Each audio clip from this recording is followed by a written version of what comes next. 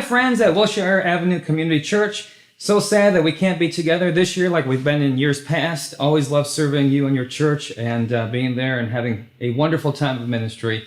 But I am happy and excited to be able to virtually present to you my ministry event titled Visions of Christmas. So let's get started and let's have a Christmas celebration.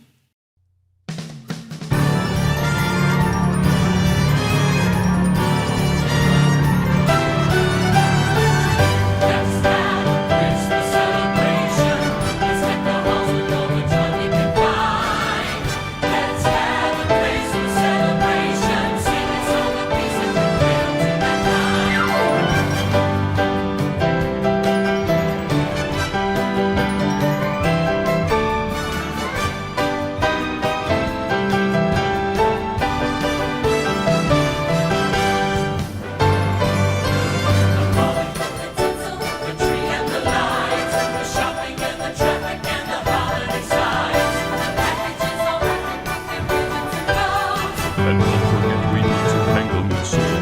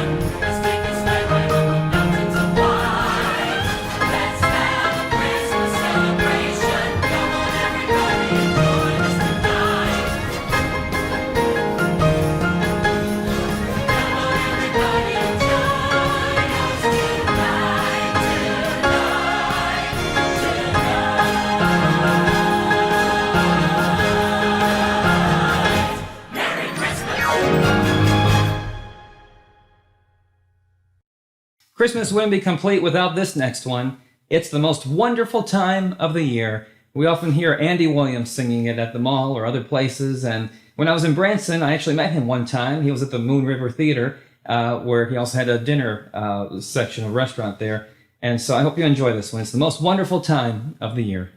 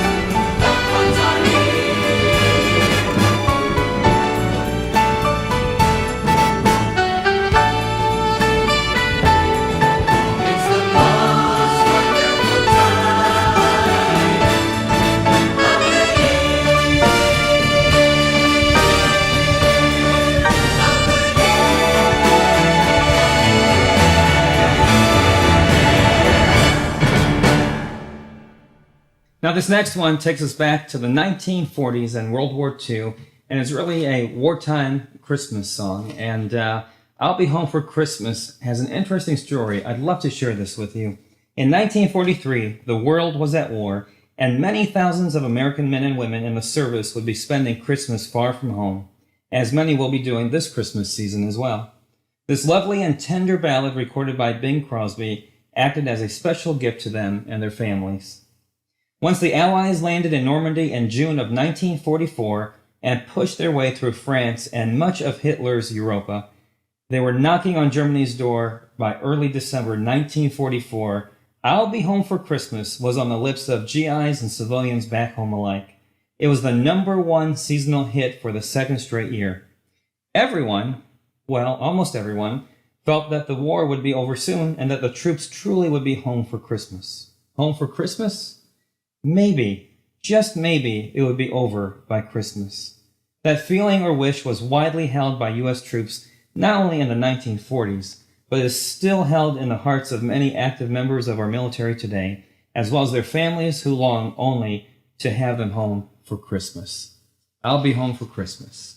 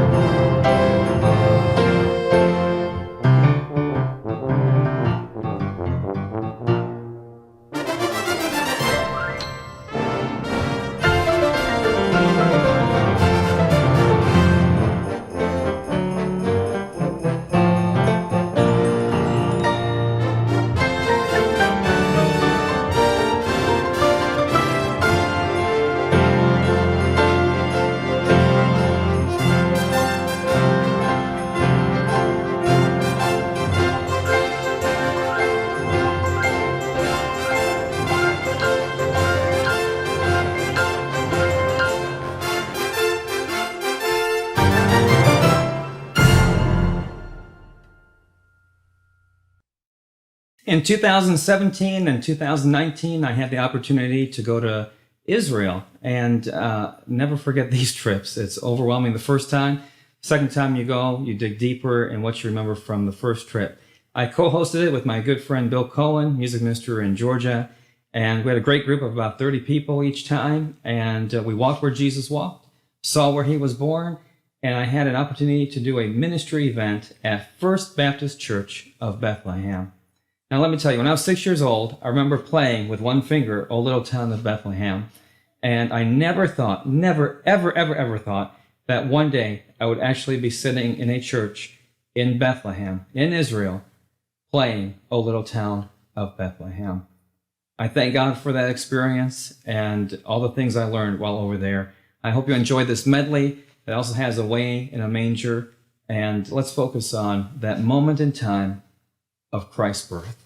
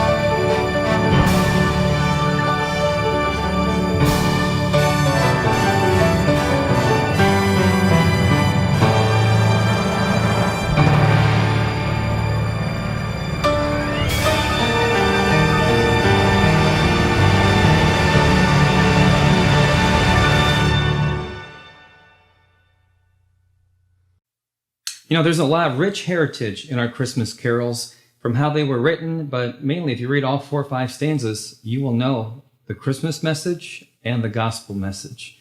And over the years, there have been poets and musicians and writers who have written the greatest story, living story ever told, the birthday of Christ. There's one Christmas carol I'd like to share the history of, titled, I Heard the Bells on Christmas Day. In 1861, 2 years before writing this poem, Longfellow's personal peace was shaken when his second wife of 18 years, to whom he was very devoted, was fatally burned in an accidental fire. Then in 1863, during the American Civil War, Longfellow's oldest son, Charles Appleton Longfellow, joined the Union Army without his father's blessing. Longfellow was informed by a letter dated March 14, 1863, after Charles had left. I have tried hard to resist the temptation of going without your leave, but I cannot any longer, he wrote. I feel it is my first duty to what I can for my country, and I would willingly lay down my life for it if it would be of any good. Charles was soon appointed as a lieutenant, but in November of that year, he was severely wounded in the Battle of Mine Run. Charles eventually recovered, but his time as a soldier was finished. Longfellow wrote the poem on Christmas Day in 1863. Christmas Bells was first published in February of 1865. In Our Young Folks, a juvenile magazine published by Ticknor and Fields, references to the Civil War are prevalent in some of the verses that are not commonly sung.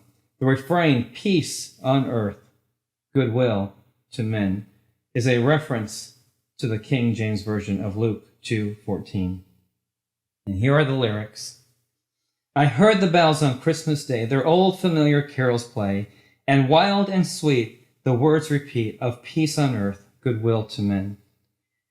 And thought how, as the day had come, the belfries of all Christendom had rolled along the unbroken song of peace on earth, goodwill to men.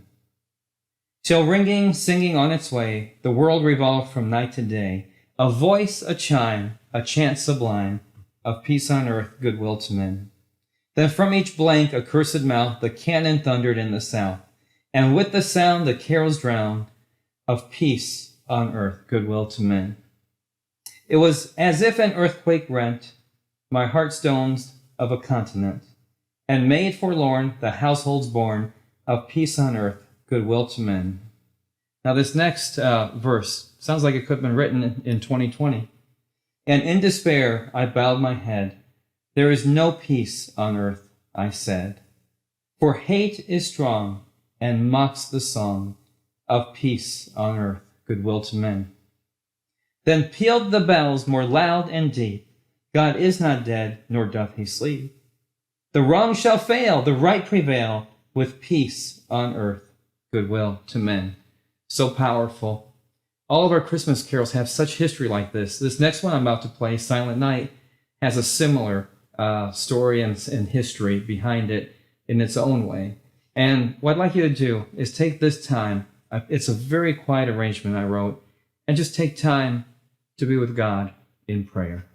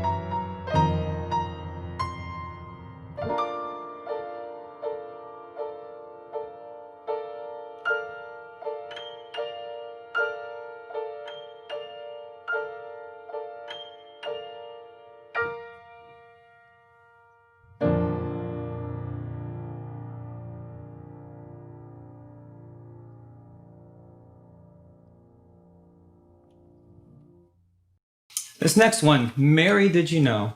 The questions Mary had, did you know your baby would grow up to be the savior of this world, to be a king?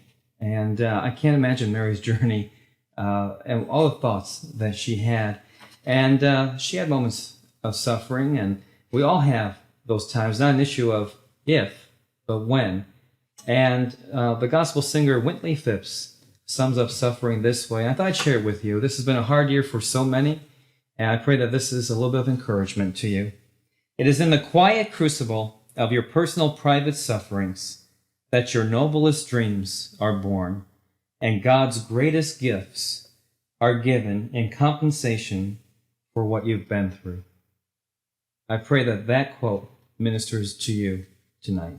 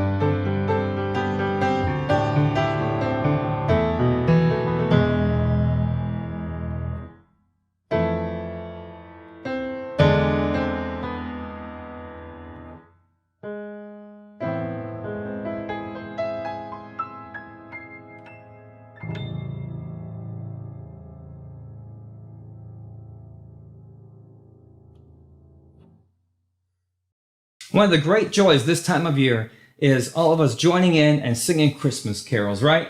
Who doesn't like to sing Christmas carols? So here's a big, big medley. I'm going to start off by playing Where Are You Christmas from the movie The Grinch Who Stole Christmas. and then leads into a medley of Christmas carols. You'll recognize them, and sing out, sing loud. Even if you're by yourself or if you're with a couple people in your home, sing out and proclaim the good news that Jesus Christ is born. Followed by the Christmas carols is Jesus born on this day.